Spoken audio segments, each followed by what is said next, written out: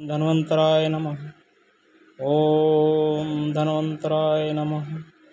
హే భగవాన్, సమస్త మానవులకు శ్రేష్టమైన ఆహారం గురించి, దాని యొక్క ప్రయోజనము శ్రేష్టత్వము గురించి తెలుపుము.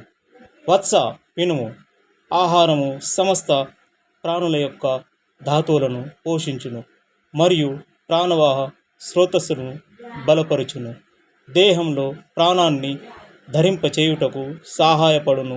కావున మనుజులందరూ మధుర, ఆమ్ల, లవణ, కటుతిక్త కషాయ రసాలతో కూడిన ఆహారము సేవించవలెను.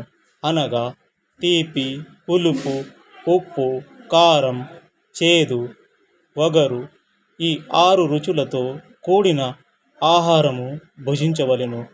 అప్పుడు మనుజుడు దీర్ఘాయుష్యును పొందును.